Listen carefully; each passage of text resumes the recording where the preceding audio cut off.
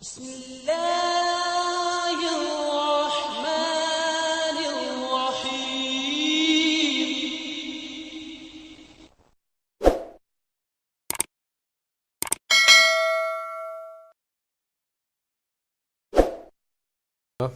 کچھ اور ٹیلی phone collars ہیں، لیکن فی الوقت ہم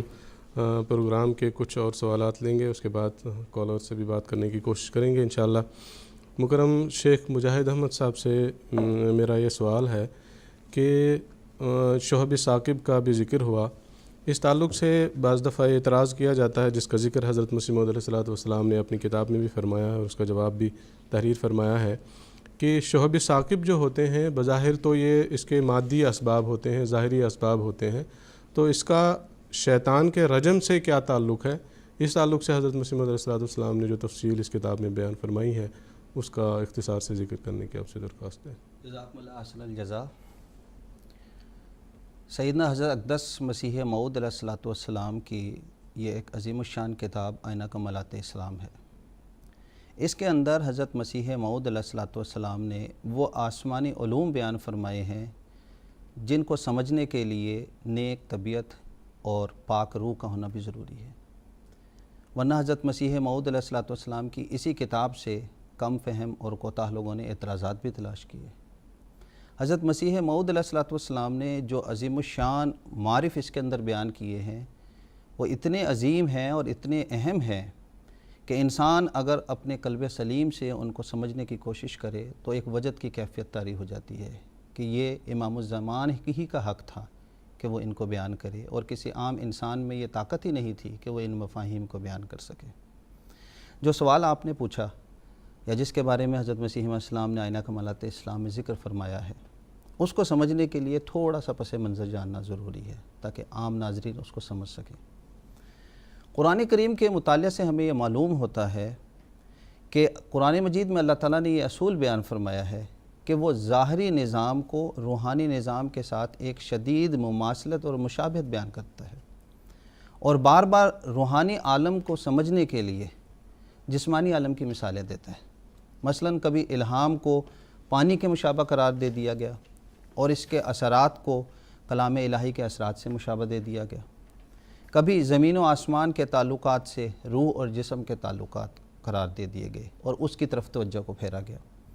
روحانی نظام کو جسمانی نظام کے ساتھ مشابہت کی ایک جو سب سے بڑی مثال ہے اور جو آسان مثال ہے وہ قرآن مجید نے خاتم النبیین حضرت محمد مصطفیٰ صلی اللہ علیہ وسلم کے وجود سے قرار دی ہے۔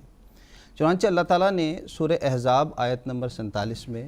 ناظرین کے لیے میں بتاتا چلوں کہ ہم بسم اللہ کو قرآن مجید کا حصہ سمجھتے ہیں، تو آیت 47 میں حضرت صلی اللہ علیہ وسلم کو سراجم منیرہ کے الفاظ سے یاد کیا ہے، یعنی روشن اور چمکدار سورج کا آپ کو لقب دیا ہے۔ جس طرح یہ مادی سورج نظام دنیاوی کے لیے بطور مرکز کے ہے، اسی طرح حضرت صلی اللہ علیہ وسلم کو اس لقب کے ذریعہ اللہ تعالیٰ نے کہا کہ آپ نبوت کے لیے بطور مرکز کے ہیں۔ تمام انبیاء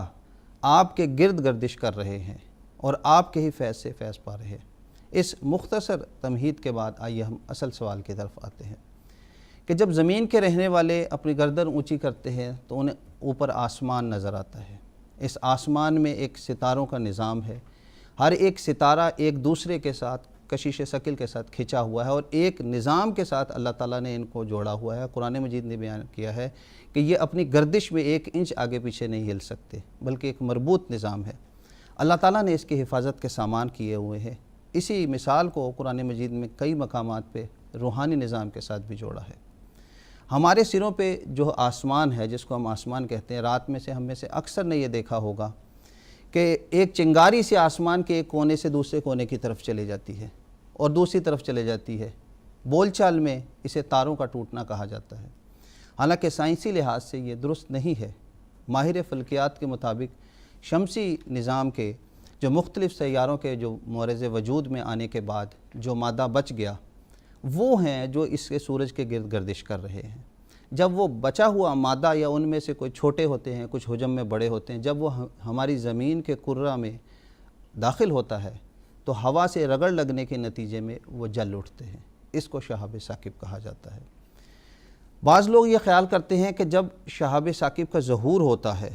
تو اس کے ساتھ انقلابات ظاہر ہوتے ہیں اور اس کے بعد عظیم الشان روحانی تغیرات ہوتے ہیں۔ مذہبی صحف اس کی تائید کرتے ہیں، جس طرح ابھی محترم مولانا صاحب نے بتایا کہ حضرت عیسیٰ علیہ السلام نے اپنی آمد ثانی کے حوالے سے یہ بتایا تھا کہ سورج گہنایا جائے گا، چاند گہنایا جائے گا، تارے ٹوٹیں گے، مرکز کے اندر بیان فرمایا ہے۔ پھر حضرت مسیح موعود علیہ السلام نے یہ بات بھی بیان فرمائی ہے آئینہ کمالات اسلام کے اندر ہی کہ حضرت صلی اللہ علیہ وسلم کی بعثت کے وقت بھی بکثرت آسمان سے شہب ثاقب گرے، یہاں تک کہ زمین کے لوگوں میں ایک ہیجان برپا ہو گیا اور وہ سوچنے لگے کہ یہ اتنے تغیر کیوں آ رہے ہیں۔ پھر حضرت مسیح موعود علیہ السلام کے لیے بھی اللہ تعالیٰ نے 28 نومبر 1885 کو شہب ثاقب کا نظارہ دکھایا، اور حضرت مسیح موعود علیہ السلام خود آئینہ کمالات اسلام صفحہ 110 میں بیان فرماتے ہیں کہ جب آپ یہ نظارہ دیکھ رہے تھے تو آپ یہ بیان کر رہے تھے، خداوند کریم جانتا ہے کہ سب سے زیادہ غور سے اس تماشا کے دیکھنے والا اور پھر اس سے حظ اور لذت اٹھانے والا میں ہی تھا۔ میری آنکھیں بہت دیر تک اس تماشا کے دیکھنے کی طرف لگی رہیں، اور وہ سلسلہ رمی شہب کا شام سے ہی شروع ہو گیا تھا، جس کو میں صرف الہامی بشارتوں کی وجہ سے بڑے سرور کے ساتھ دیکھتا رہا، کیونکہ میرے دل میں الہاماً ڈالا گیا کہ یہ تیرے لیے نشان ظاہر ہوا ہے۔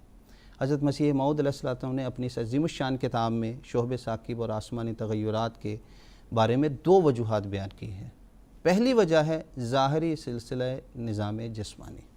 یعنی ایک سلسلہ جو ظاہر میں بظاہر سائنسدان جو بیان کرتے ہیں کہ شہب کا یہ طریقہ ہے، یہ طریقہ ہے، ایسے ایسے ان وجوہات سے وہ گرتے ہیں۔ دوسرا طریقہ حضرت مسیح علیہ السلام نے بیان فرمایا کہ خدا تعالیٰ کے ملائک کا سلسلہ ہے۔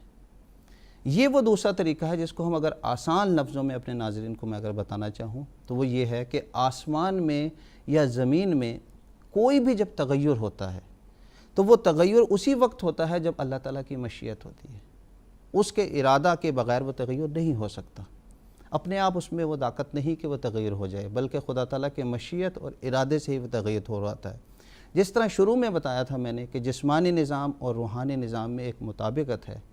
اسی طرح ظاہری اسباب کے پیچھے بھی ایک باطنی نظام جاری ہے، باطنی اسباب چل رہا ہے، اور اس باطنی نظام کو سمجھنے کے لیے باطنی آنکھ چاہیے ہوتی ہے، اس کو سمجھنے کے لیے وہ قلب سلیم دل چاہیے ہوتا ہے جو ہی اس کو سمجھ سکتے ہیں۔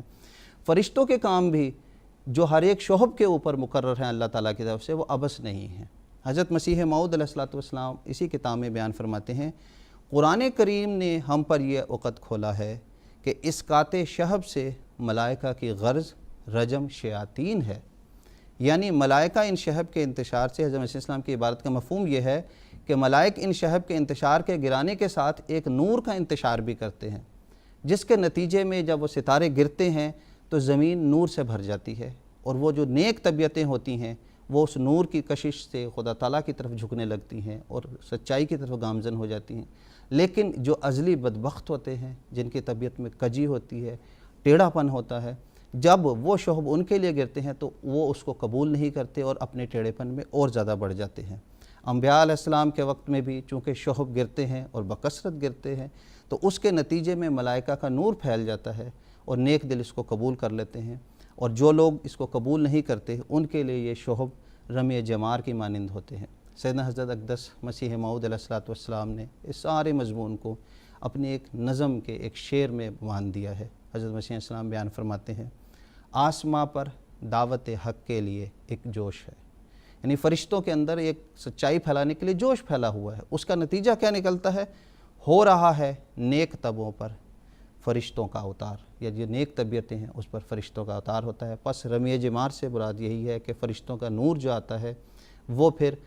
نیک لوگوں پر ہوتا ہے اور بدبختوں کے لیے وہ رمی جمار بن جاتا ہے۔ جزاکم اللہ۔